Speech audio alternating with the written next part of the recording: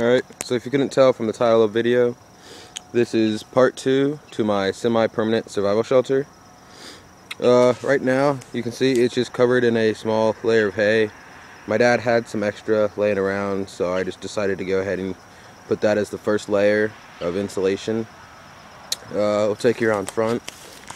This started out as a normal kind of a lean-to, but I really actually don't like lean-tos that much because the doorway is just too big. So I went ahead and made a small wall for most of the, like the front door is just, well, you can see there's a wall here.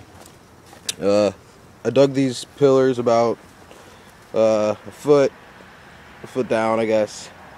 There's four of them, but actually the back one, that one's only about like 6 inches in because, well, it's really firm right here because it's in between this and then also another branch here, so it's not going to go anywhere.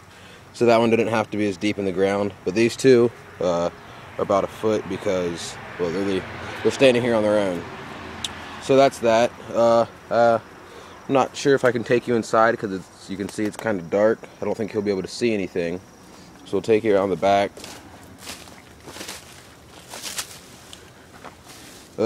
Right here is my indoor fireplace. I redid it actually a little bit. Cat's getting in the way.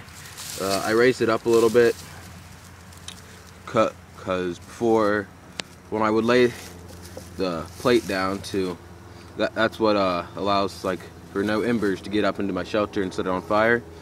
That's my like my plate rock. I put that down on top of it, and like before it was just too low to the ground. I couldn't really get the size fire that I wanted. Obviously it's not gonna be like a big fire, but it was still a little too small, so I had to raise that all up. The back side's covered with dirt and everything. So that's just, actually I guess from this side you can probably see inside. I'm going to make a bed. My head will be in that corner right there, my feet down here. This might look a little big, but it's actually really only a one-person shelter. It's not very big at all, actually. God damn it, that stupid cat. Go that way. As you can see, I've been using my cold steel Norsehawk to build some of this. I also used my kukri. So I'll see if you guys can see in here.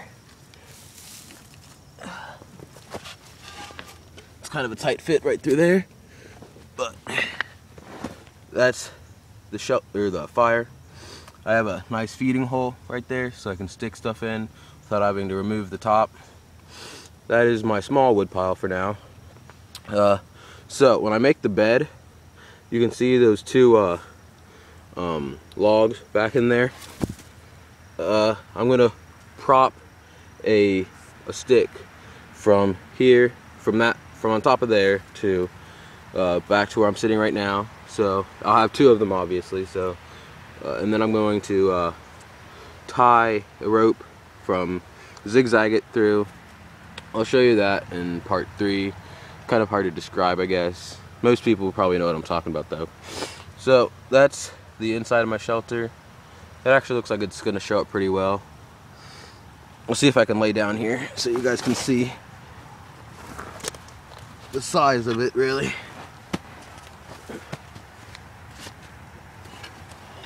You can barely sit up in here.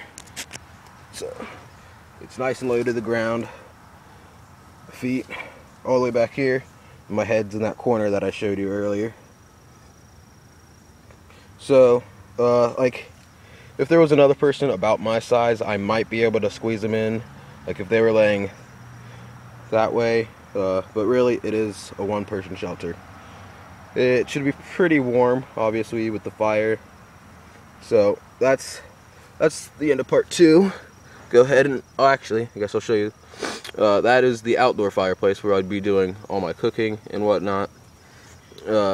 fire reflector, just a small rock. I'm gonna get another one, set it right there. And also something I thought of, it can get pretty windy right back through here.